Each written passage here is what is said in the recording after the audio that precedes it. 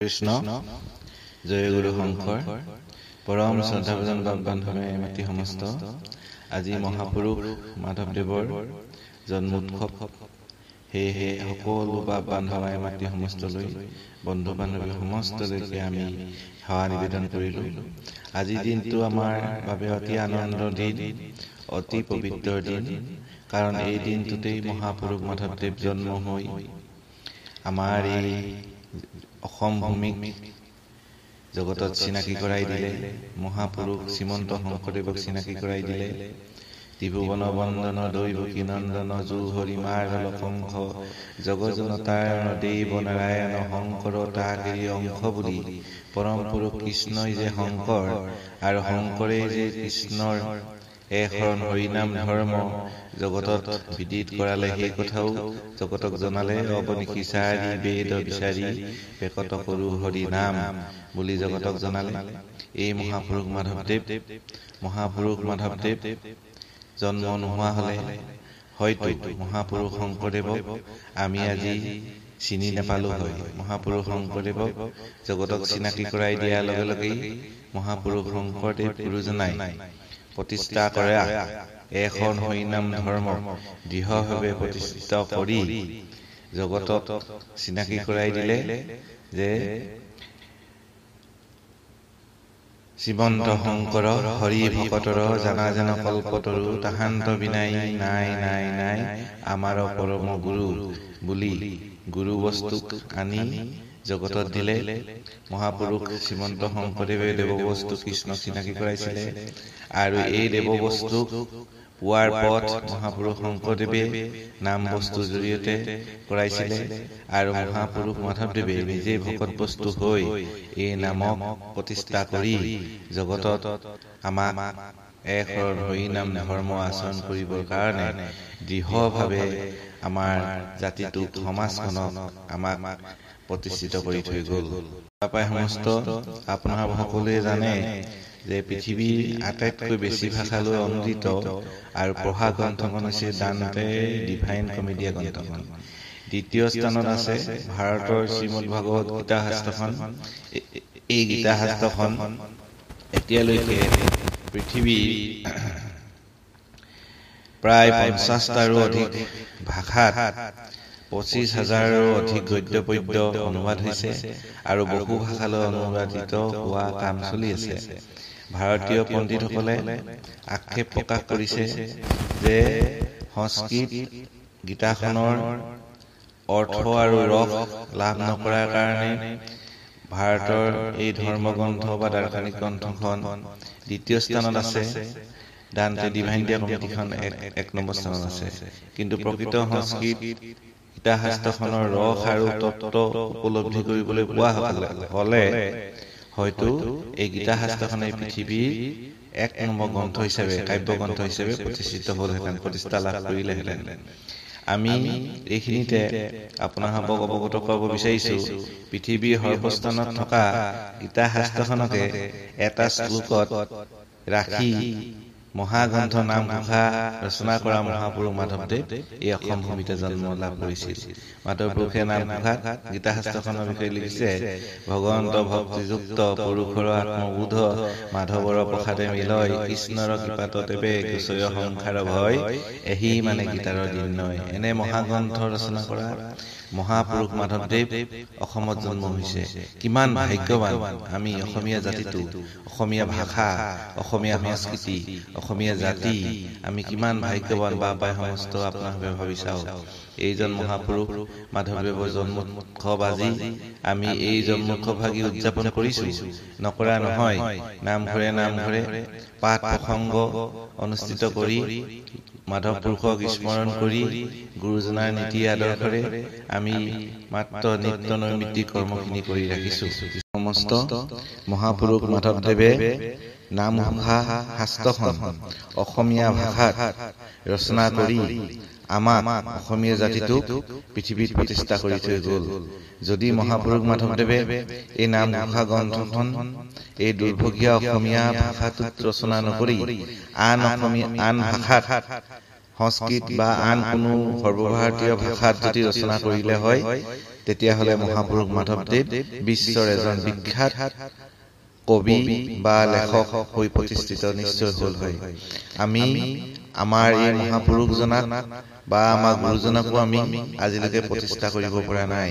ইয়াৰ কাৰণ হৈছে আমি গুৰুজনা আৰু মাধৱ পুৰুষৰ যিখিনি অৱদান সেই অৱদানখিনিক আমি আচলতে স্বীকৃতি দিব পৰা নাই।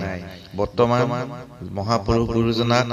মহাপুৰুষ গুৰুজনা আদৰ্শ ধৰ্মক বিশ্বত প্ৰতিষ্ঠা কৰাৰ কাৰণে আমি চেষ্টা কৰিছো, বিভিন্ন আমি কাৰ্যসূচী গ্ৰহণ কৰিছো, তথাপিও আমি গুৰুজনাক বিশ্বত প্ৰতিষ্ঠা কৰিবলৈ সক্ষম হোৱা নাই, অথবা মহাপুৰুষ মাধৱদেৱৰ অৱদানসমূহো আমি বিশ্বত চিনাকি কৰি দিব কাৰণে আমি সক্ষম হোৱা নাই।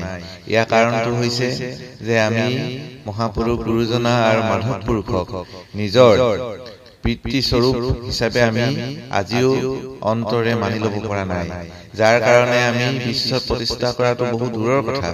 আমি নিজেও গুৰুজনাক নিজৰ গুৰু বা মাধৱ পুৰুষক নিজৰ আপোন মহাপুৰুষ বা হৃদয়ৰ বস্তু হিচাপে আজিও আমি গ্ৰহণ কৰিব পৰা নাই, যাৰ কাৰণে আজি আমি মহাপুৰুষ মাধৱদেৱৰ জন্মোৎসৱ ভাগ কেৱল নামঘৰে আমি নাম কীৰ্তন কৰি বা সামান্য কিছু কাৰ্যসূচীৰে আমি সীমিত হিচাপে উদযাপন কৰিয়ে আমি সন্তুষ্টি লাভ কৰিছো। কিন্তু আজিৰ দিনটোত অসমীয়া মানুহৰ বা অসম ভূখণ্ডত থকা প্ৰত্যেক মানুহৰ ঘৰে ঘৰে আনন্দ উৎসৱ হ'ব লাগিছিল। আমি প্ৰত্যেকজন অসমীয়াই এই মহাপুৰুষ মাধৱদেৱৰ জন্মোৎসৱত আনন্দ লাভ কৰি নিজকে এটা নতুন জীৱন যাপনৰ কাৰণে আগবঢ়াই লৈ যাবলৈ আমি আগবাঢ়ি আহিব লাগিছিল। আমি এইখিনি কৰিব পৰা নাই।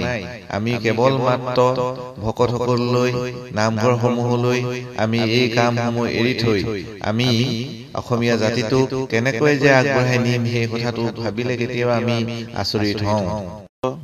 আমি মহাপুৰুষ দুজনাৰ মহাপুৰুষ শংকৰদেৱ আৰু মহাপুৰুষ মাধৱদেৱৰ এই জন্মোৎসৱকেইটা জাতীয় উৎসৱ হিচাপে উদযাপন কৰিব নোৱাৰালৈকে আমি কেতিয়াও অসমীয়া ভাষা, সংস্কৃতি, ধৰ্ম, আদৰ্শ বিশ্বত প্ৰতিষ্ঠা কৰিব নোৱাৰো। আমি মহাপুৰুষ গুৰুজনাৰ জন্মোৎসৱটোক জাতীয় উৎসৱলৈ পৰিণত কৰিব লাগিব। মহাপুৰুষ মাধৱদেৱৰ জন্মোৎসৱটোক আমি জাতীয় উৎসৱলৈ পৰিণত কৰিব লাগিব। এই মহাপুৰুষ দুজনাৰ জন্মোৎসৱটোত আমি সকলো কাম বন এৰি, সকলো আমাৰ আন চিন্তা চৰ্চা এৰি এই দুটা দিন আমি জাতীয় জীৱনৰ আটাইতকৈ গুৰুত্বপূৰ্ণ দিন বুলি ভাবি আমি সকলো জাতি গোষ্ঠী নিৰ্বিশেষে সকলোৱে আমি একলগ হৈ উদযাপন কৰিব লাগিব। আমি বহুতে ভাবো যে আমি অসমীয়া জাতি উন্নতিৰ কাৰণে, অসমীয়া ভাষা সংস্কৃতিৰ উন্নতিৰ কাৰণে বহু কাম কৰিছো, এই বুলি ভাবি আমি মহাপুৰুষ দুজনাৰ আদৰ্শসমূহ বহু সময়ত আমি গুৰুত্ব আৰোপ নকৰো। কিন্তু এই কথা জনাটো নিতান্ত প্ৰয়োজন। প্ৰত্যেকজন অসমীয়াই এই কথা জনাটো প্ৰয়োজন যে মহাপুৰুষ শংকৰদেৱ আৰু মাধৱদেৱৰ আদৰ্শ আমি নললে, মহাপুৰুষ শংকৰদেৱ আৰু মাধৱদেৱৰ আদৰ্শৰে নগলে, মহাপুৰুষ শংকৰদেৱ আৰু মাধৱদেৱৰ পথেৰে নগলে আমি কোনো দিনেই কোনো কাৰণতে অসমীয়া জাতিক কেতিয়াও বিশ্বত চিনাকি কৰি দিব নোৱাৰো, কেতিয়াও অসমীয়া জাতীয় ভাষা সংস্কৃতি বিশ্বত আমি প্ৰতিষ্ঠা কৰিব নোৱাৰো, প্ৰচাৰ কৰিব নোৱাৰো। এই কথা কোনোবাই মানক বা নেমানক, এই কথাই সত্য। এই সত্য কথাটো মানি লৈ আমি জাতীয় অস্তিত্ব ৰক্ষাৰ স্বাৰ্থত, অসমীয়া ভাষা সংস্কৃতি ৰক্ষাৰ স্বাৰ্থত আমি মহাপুৰুষ দুজনাক স্বীকৃতি দি মহাপুৰুষ দুজনাৰ এই জন্মোৎসৱ দুটিক আমি জাতীয় উৎসৱলৈ পৰিণত কৰি আমি সকলো অসমীয়া আনন্দিত হ'ব লাগিব। মহাপুৰুষ গুৰুজনা আৰু মাধৱ পুৰুষৰ এই জন্মোৎসৱটিত আমি আনন্দিত হৈ সকলোৱে এটা নৱজীৱনৰ সূচনা কৰিব লাগিব। আপোনাৰভাৱে সকলোৱে জানে, তথাপিতো কৈছো, মহাপুৰুষ মাধৱদেৱে অসমীয়া জাতিৰ কাৰণে কি কৰা নাই? নামঘোষা লিখিলে, ৰত্নাৱলী লিখিলে, নাট লিখিলে, বৰগীত লিখিলে, গুৰুজনাই যিমান যি দায়িত্ব দিলে সকলো দায়িত্ব মাধৱ পুৰুষে পালন কৰিলে, যাৰ কাৰণে আমি আজি এটা অসমীয়া জাতি হিচাপে প্ৰতিষ্ঠিত হৈ আছো। সমস্ত যদি মহাপুৰুষ শ্ৰীমন্ত শংকৰদেৱে অসম ভূমিৰ জন্ম নহলহেঁতেন আৰু মহাপুৰুষ মাধৱদেৱে যদি শংকৰদেৱক চিনাকি কৰি নিদিলেহেঁতেন, তেতিয়াহ'লে আজি এই সময়খিনিত নিশ্চয় অসমত অসমীয়া জাতি বুলি জাতি নাথাকিলেহেঁতেন, অসমীয়া ভাষা বুলি ভাষা নাথাকিলেহেঁতেন, অসমীয়া সাহিত্য সংস্কৃতি একো নাথাকিলেহেঁতেন।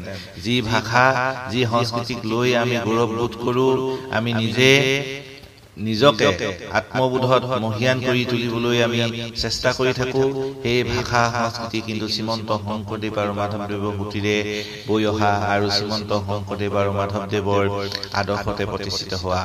আমি দিনটোত পুৱা শুই উঠাৰ পৰা ৰাতি হোৱালৈকে কেৱল মহাপুৰুষ দুজনাৰ আদৰ্শৰে আমি জীৱন যাপন কৰি আছো। আমি ৰাতিপুৱা শুই উঠিছো, বৰগীতৰ সুৰেৰে আমি জীৱনৰ কৰ্মসমূহ কৰিছো, কীৰ্তন দশমৰ পদেৰে আমি জীৱনৰ কৰ্ম সংস্কৃতিক আগবাঢ়ি গৈছো। আমি নাম ঘোষা দুলৰি আৰু আমি লেচাৰীৰে আপোনাভাৱে সকলোৱে উপলব্ধি কৰে আৰু উপলব্ধি কৰাটো অতি প্ৰয়োজন।